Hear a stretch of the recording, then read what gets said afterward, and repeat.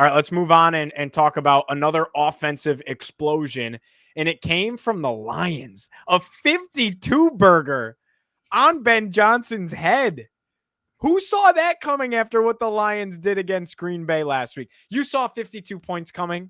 No, I'm nobody calling did. your bluff. But I said they would. I said they were going to win this game pretty comfortably. You said they were going to win comfortably, but we said how many question marks are there on offense? And they're not the same without Ben Johnson. It doesn't matter how many good players they have. Their scheme is garbage, and they're poorly coached on offense. 52 points. Mm-hmm. I get it was the Bears. I don't care. 52 points in the NFL. Russ didn't drop 52 points. He dropped 37. No. He threw for 450 yards. And by the way, I don't care what Campbell says, what Goff says. They were running up the score. Oh, they had a point. You do not go for it on 4th and goal with 2 minutes left, up by 20, unless you're trying to stick it to the man. And boy, they stuck it to the man. I mean, Goff, vintage Goff, man. That was Goff of last year. He was incredible in this game. Amon-Ra St. Brown was a monster. Jamison Williams took the top off twice.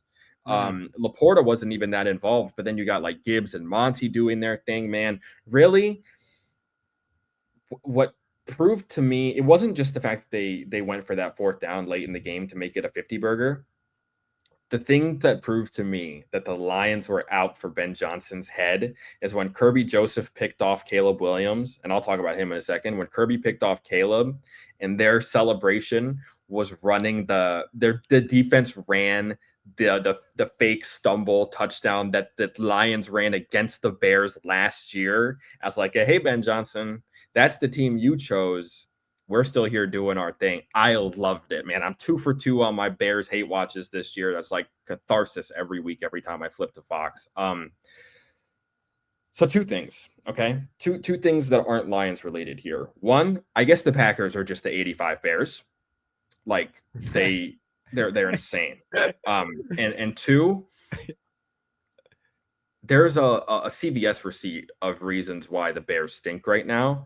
In this game in particular, it's not primarily Caleb's fault. That being said, I wasn't impressed with him. It's another game where they score on the first drive, like the script is really good, and then they just fall apart down the stretch. That interception he had was horrible on 2nd and 32, rolling out and just chucking it in the middle of the field. I just have no idea what the hell he's doing. He's still not comfortable. The offensive line still stinks. Rome Odunze had the best game that he's had as a pro.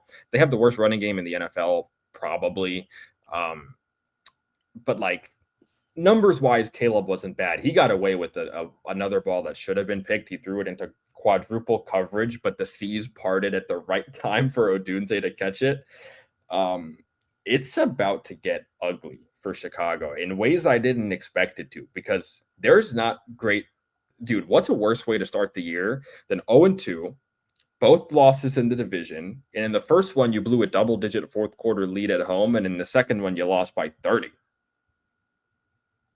Does it get worse than that? I don't know. Riddle me that. No, probably not. So it's about as bad as I expected it to be. The Dolphins, maybe. True, because that's embarrassing. But now Ben Johnson's like being chirpy with the media, and which is looking pissed at blasphemous.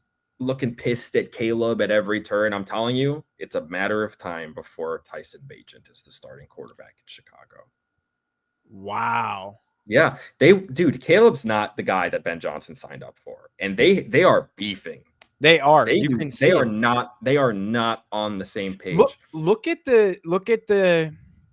You saw it last week, and I saw it pointed out on television. Now, I think JJ's got his own problems, and maybe we save that for another episode. Obviously, he's injured now for what they say 2 to 4 weeks with an ankle sprain.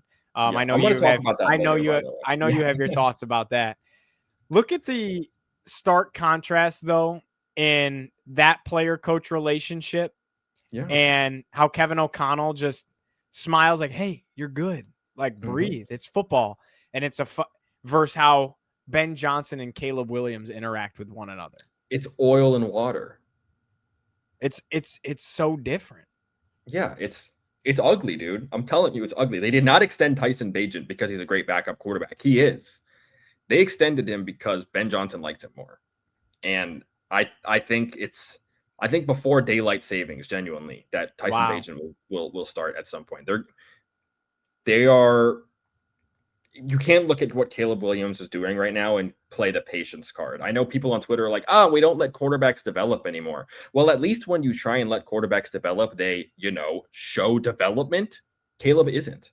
And Yeah. I think the leash is getting shorter and shorter every week. So this was awesome. I tip my cap to Dan Campbell. We have so much love for the Lions. Obviously, they're so We easy to do. root We for. love the Lions. And man, they've got a fascinating one next Monday against Baltimore on Monday Night I can't Football. It's going wait. to be awesome. I cannot wait. Is that And a double header week? no, it's a solo Monday Okay, nighter. okay. So And it'll be Buck and Aikman. it will. Not that we It don't will. love Chris Fowler, but Chris Fowler just doesn't hit the same on an NFL game as he does with No, Herbie on a just like Herbie doesn't hit the same on an NFL game. that's right. You know what I That's mean? right.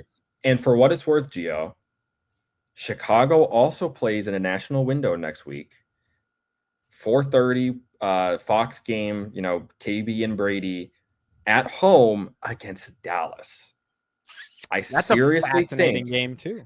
I seriously think if the offense does not figure it out in that game, and if they lose, and if Caleb looks like this again against a horrible defense, Bagent could be the starter in week 4.